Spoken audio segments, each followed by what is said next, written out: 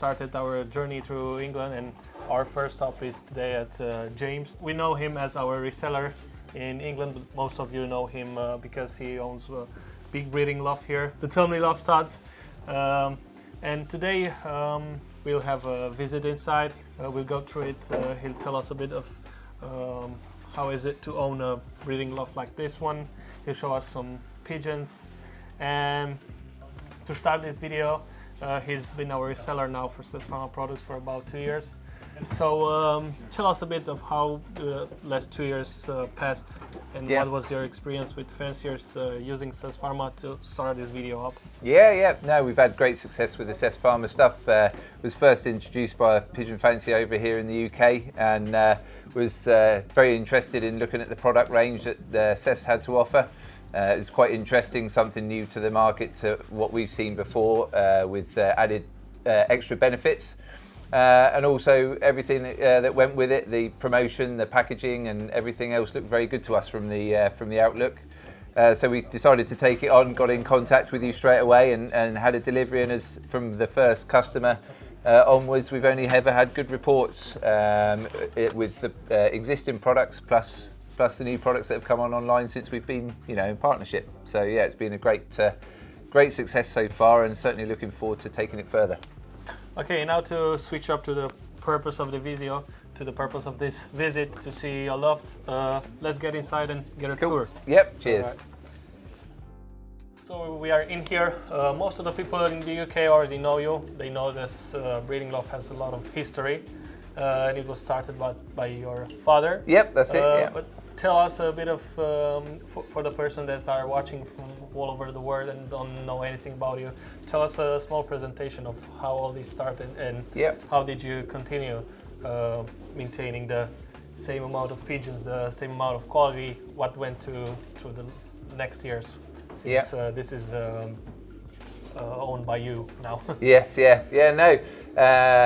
Well, Dad's 87, not giving that away too many times, but he's 87 this year, and at the age of 12 years old, he got his first racing pigeons, and that was him started in the sport of racing pigeons. And as every fancier does, they grow and grow. And in 1984 was when my father actually started the breeding stud.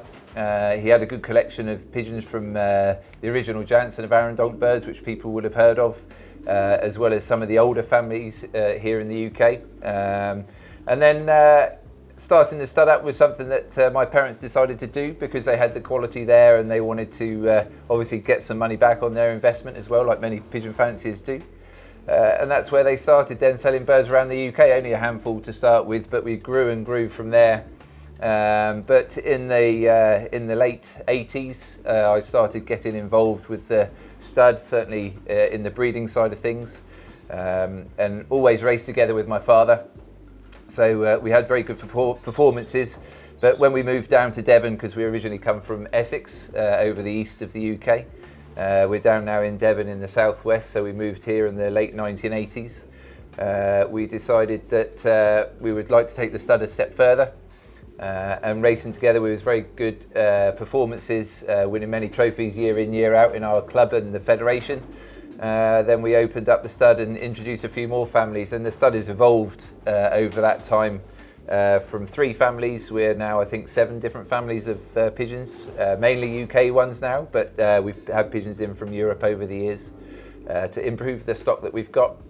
So we've grown from there. Our number of fanciers that we deal with has increased year on year. The number of pigeons that we've bred and sold has increased year on year as well. So our name now is very big. It's our 40th year this year, so we've celebrated our 40th anniversary at the beginning of the year at the Blackhill show, which we've ourselves attended for well over 30 years. And thankfully the fanciers are very loyal to us. We have a good following of regular fanciers that come and visit each year and purchase from us, and our name's grown more and more over the years. So the product side of the things is a bolt on to that. That was something that we added on, and that has gone extremely well and complements the stud that we've got here now. So the stud that you see behind you, or behind us rather, this is the 5th generation of how we've designed a stud. We've always built our own, so all this is built by myself. but it's the first time I've ever had a corridor with lofts either side. So the orientation of that is that we've got nice airflow through the lofts every day of the year. And where we're stood now is the start of the breeding sections, and in front of me at the minute are where we wean and mature the birds before sale. So we can have a look further on down at the families that we've got, if you want. Yeah. To ask you another thing, what does it take to have such a huge loft? Tell us a bit and present us with maybe a compartment. You showed me some watering system. You can show us how a compartment looks like and how many you've got here. Yeah. And then, of course, we would like to see some pigeons. Yes, yeah, definitely. Right, let's have a look. Okay, so we're standing in one of the breeding sections at this time, and they're all identical now. Finally, after all these years, I've made every section identical. We've tried different sizes, nest boxes, different breeding, different watering systems and floor systems, and now we've got a system that we think is the best for our purposes. So this is the watering system that many pigeon fanciers won't have seen actually, but this is something that saves me a lot of time. But not only the time, I think this is much better hygiene-wise for the pigeons. These are an automatic watering system, so we have the water supply coming in and it feeds these 3 drinkers this side and also does the section the other side feeding the other 3 drinkers. They hold 40 mils of water in each cup, but as the pigeon drinks, these cups lift up and fresh water comes in.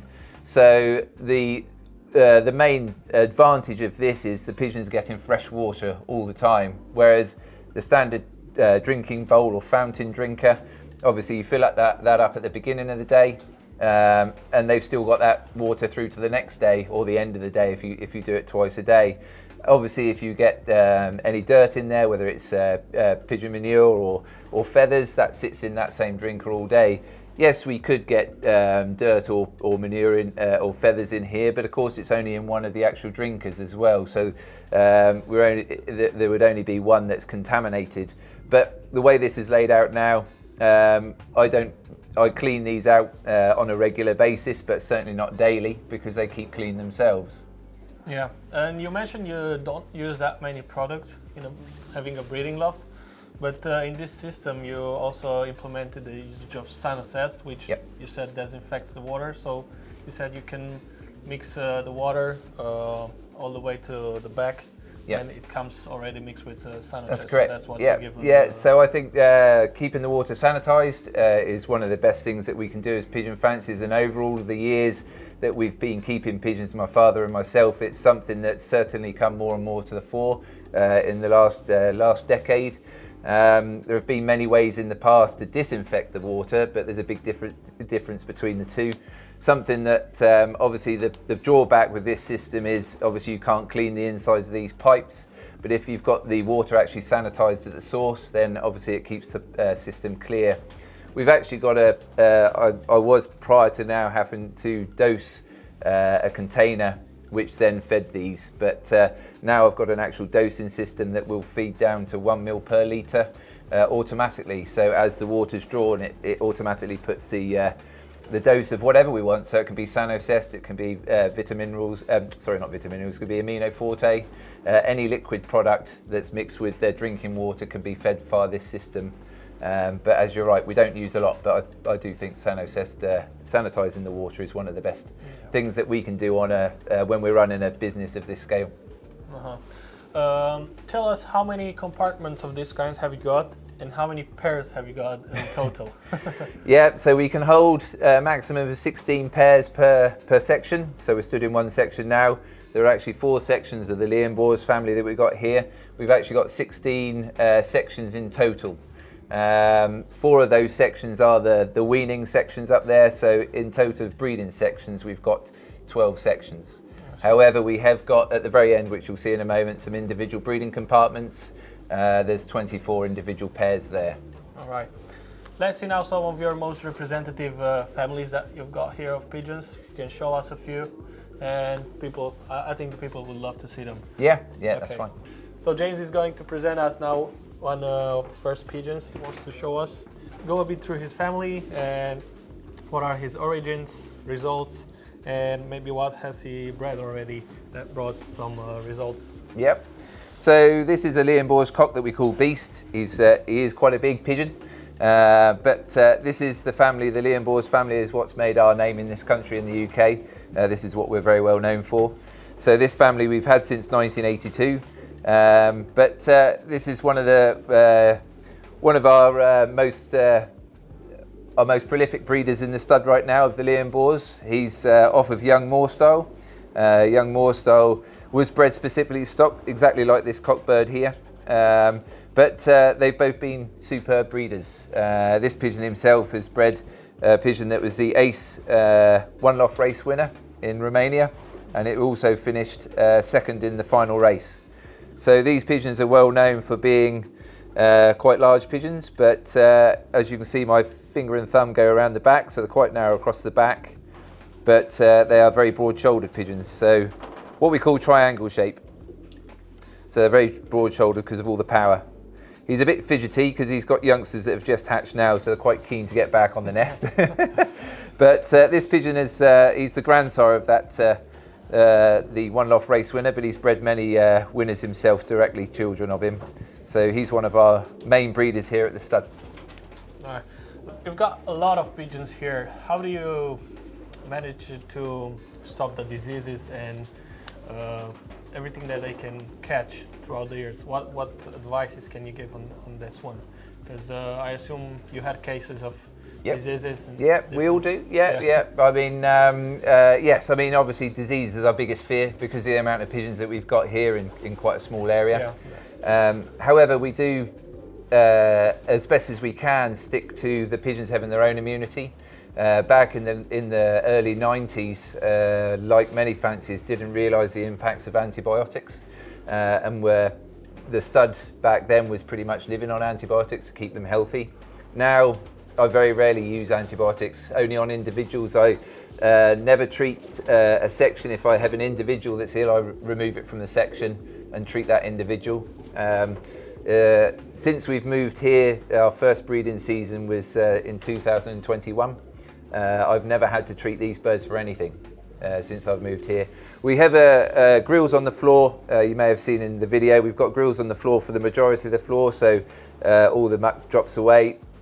We've got grills in the nest boxes as well. They're cleaned on once a week basis.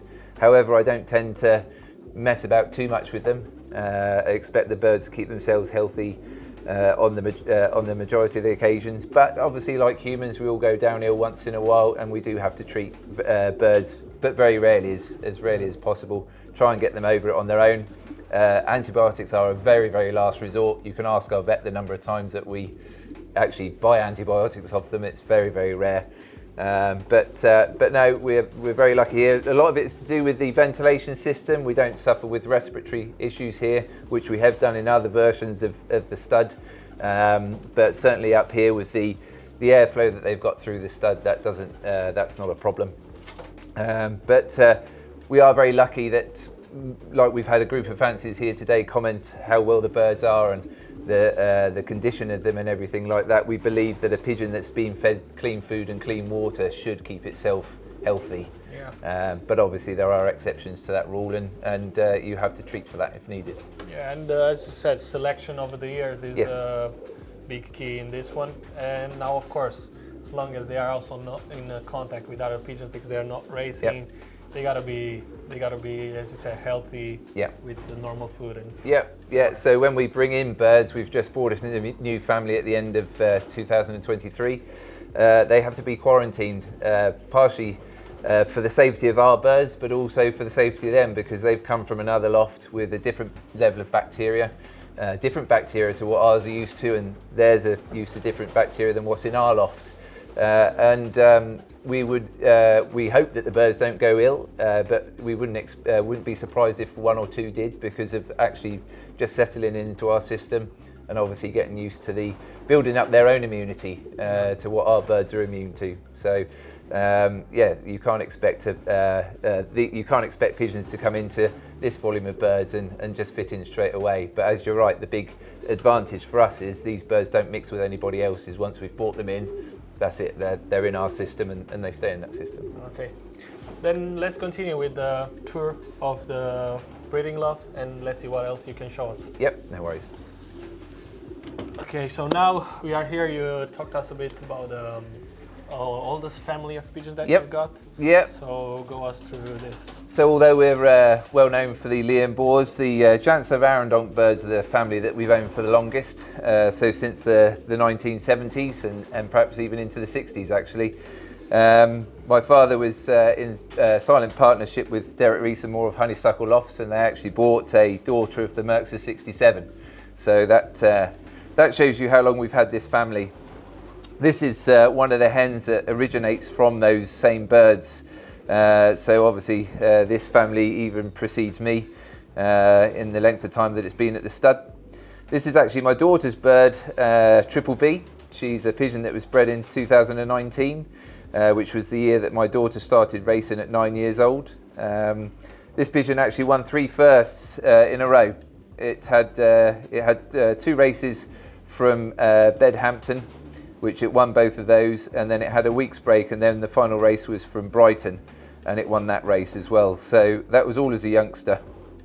So this one holds a particular spot in our heart, because obviously it was my daughter's first go at racing pigeons, but also it comes down from our oldest family. So we've got from the oldest family to the youngest, or one of the youngest members of our family in this pigeon. So this is actually her first breeding season at stock, because with the move to where we are now and just lack of time to do what we want to, this is the first year that she's actually bred with us. So we're very pleased to see how her children are coming out, and I think one of these children of this hen is going into a one loft race this year. So we'll wait to see what she can do. Yeah, so best of luck. Yes. There's one thing I was thinking to ask you. You said you brought some pigeons last year. You have so many families here, I mean, so many settled families that you kept breeding from. How many pigeons are you bringing? How often? And what are you looking for now that you have these families which have been successful? You also have to be, up to date with the pigeons, new pigeons that are coming. So what are you looking into when bringing new pigeons? Performance. They have to win. They've had to have win before we buy them. This is our main aim in this stud, that every pigeon you see in this breeding loft is a winner or a child of a winner. That's it. That's as far as we go away from the tree, if you want to use the apple for the tree as an example. But no, we believe that keeping the birds up to date is by having the performances there always at the fore of the pedigree. Yes, it's nice to see the history of pigeons back decades and decades ago, but as we all know, things change, and if you don't move forward with the times, then you get left behind. The reason for buying new families in is to try and beat what we've already got. So the families that you see here, there's been families tested against them over the years, and they haven't stood the test of time, so they've gone again. The families that are here now have beaten the families that we had before to do the job that we brought them in for, because we believe that pigeons are, or certainly our families are bred to do a specific distance. We have got an all-round family. They're very rare and unique. I don't think there's many families that can do what they can, but you can't put a distance bird against a sprint pigeon and expect to one to win at one distance and one to win at another. So the new family that we bought in at the end of last year in November, very, very successful family of fanciers. They've been going for many, many years. And we only take the opportunity when they arise. The families that we have bought in, it's not through that the person's wanted to sell them. Unfortunately, a couple of occasions is where they've passed away. And these pigeons don't come onto the market unless there's good reason to. So when we're looking out, we just keep an eye out for birds. We don't specifically want to go out and buy pigeons, but we have to choose our moment.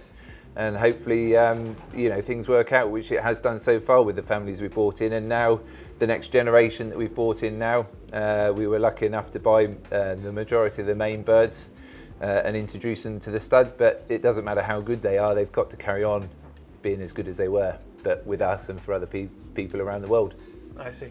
Okay, let's continue our tour all the way back to the also single compartments. Yep. And show us the rest. Yep. So we are at the end of our tour. Tell us where we are now exactly, and then present us this pigeon as well. Yep, yeah, so these are the individual breeding compartments. So all of our national winners and main breeders are in these sections. So the more premium pigeons that we sell, 100% guaranteed parentage. Also, these are the pigeons that go back into our own stock loft. So again, we're guaranteed the parentage of every pigeon that we've just walked past. There's no doubting that they are from the parents that we've got. So what we've got here now is another variation of our individual sections. We've managed to get 24 in here. We used to have sections that you could walk into and realise that was a waste of the space because the pigeons didn't use it. So now we've got a two-tier system, so pigeons above and below, but they've got an aviary outside, so they've got access to the aviary every day, but they're kept separate in their pairs for the whole duration of the breeding season. So we've the new family we brought in are the Macaroni pigeons, and they've come straight into these individual breeding compartments this year, and they've bred very successfully. And this is a Macaroni that I've actually got in my hand now. She's one of my favourites out of the group of birds that I bought. I bought 13 of the main pigeons. She actually isn't. She's well, first federation winner herself out of thousands of pigeons. She's not one of the highly prized ones that we've got, but she's certainly a favourite of mine and many other people. Her character is quite exceptional for pigeons. She's very loving. So, but no, even aside from that, these pigeons are very nice. They fit in very well with what we've got. They're a middle distance family, but they will go right the way through to over 500 miles winning. Their feather condition's great, and they fit nicely in the hand. They're not a big pigeon. So when I saw these pigeons come onto the market, I only looked at the performances and obviously the picture of the bird, but it was the performances that drove me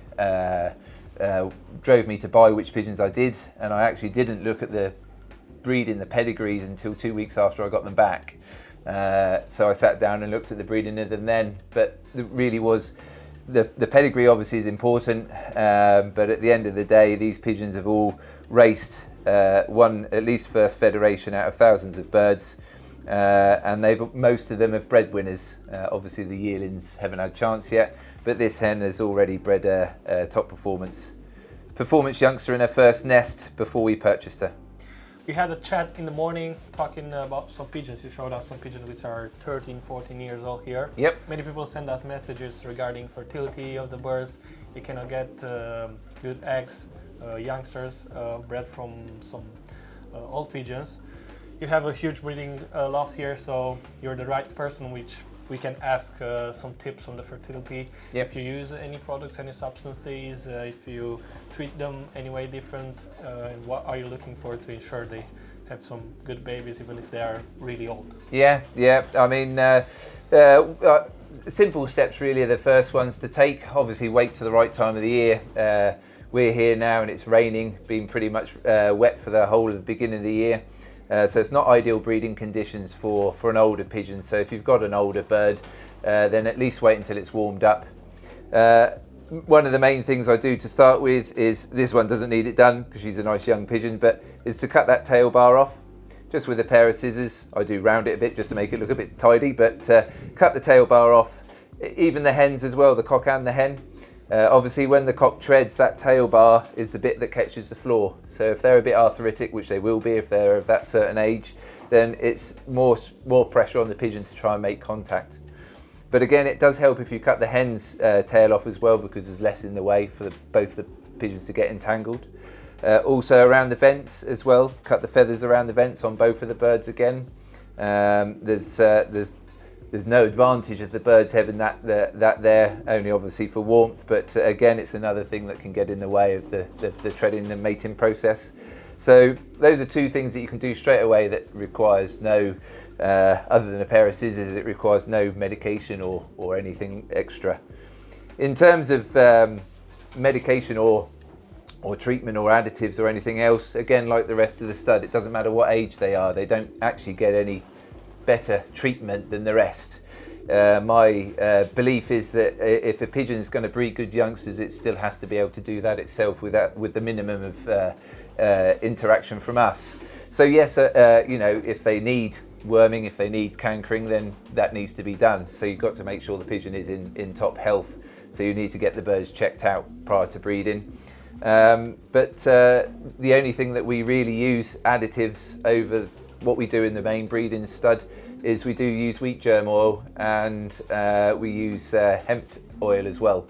Both very well known for fertility, and also obviously bringing the birds into breeding condition. Those are the two main additives we use. We may give them extra vitamins over and above what the stud has, but it's not a routine that we would follow. It's only something that we would look on an individual basis and think that you know, if we need to give them extra vitamins because they're not looking quite in top condition, then we would. The other big advantage of these individual breeding pens is for the older pigeons, because the biggest problem for most fanciers is if they're in a compartment where there's other birds in there, then the younger ones come and knock the cocks off. The younger ones knock the older cocks off, so they don't get the time or the space to tread. Yeah. And the same for their hen. If it's the hen that's the older one of the two, again, they do need the space and the time. The other thing obviously is to pair two younger pigeons together, or pair a younger cock with an older hen, or an older or vice versa. Try and maximise your chances of fertility. Don't put two old pigeons together. Try it with a younger one first. If it's fertile with a younger one and you want to pair it to an older partner, then do that a little later in the year when they've had one round of babies. Also, only let them rear one youngster. Again, if I like them to go through the natural process of breeding and rearing, because I think it brings their hormones and that into action. But on the other hand, they don't need to rear two babies. It's hard work. So if you can float one away and just let them rear the one, and even if it's only one up to when the pigeons are feathered up, so 14 days old, again, the hormones and everything are all working properly and everything at that age. There's no need for them pigeons to work even harder for another 7 days, just until that bird's weaned. So again, if you can float it at around 14 days old, it gives them time, especially if the hen's due to lay. The oldest pigeon we've got is 17. Well, he was 17 last year, and he'll be 18 this year. He had 7 youngsters from 8 eggs. And he didn't have any special treatment. All he had was the tail bar cut and the tail flights, and the vent feathers cut. He was in one of these individual sections. We didn't pair him until the summer. The hen laid very quickly, so that's why one of them was missed. But he basically was with 2 different hens in that period of time and had 7 out of the 8 eggs fertile. And he reared a pigeon each round as well. So it's really just to give the birds the best opportunity you can. Don't cut corners. Don't expect them to lay quickly or fertile every time. Another cock, which is significantly younger than him, he only had 3 youngsters over that same period of time. It took him all year to just fill those 3 eggs. So each pigeon's different from one another. You can't expect whatever age pigeon to, once they're beyond 10 years old, we class that as bonus years. So that's when you need to start giving them special attention, as in the measures that I've said. And if you do that, the oldest pair we've got paired this year are 27 years old combined, and they've already got a youngster. I wasn't expecting that, but they were paired last year and bred. I was just intending to let them to keep together this year, just so that they kept interest with each other and were ready to lay when the time came. But no, they've already got one youngster. So yes, very pleased with that. But certainly there's no point trying to force the situation. Yeah, thanks for the tips, and I think a lot of people will have something to learn from this. Yeah. Okay, I hope you like our presentation. James, thank you very much for all the tips that you offer us, for the pigeons that you showed us. It's a huge loft, huge history, as you told us, and I hope we can come back next year to see what's new. Thanks again, and we send our warmest greetings to everyone that's watching. Write in the comment section if you have any questions for James. We will try to get him to answer them. and we'll see you next time. Yes, thank you. Thank you very much.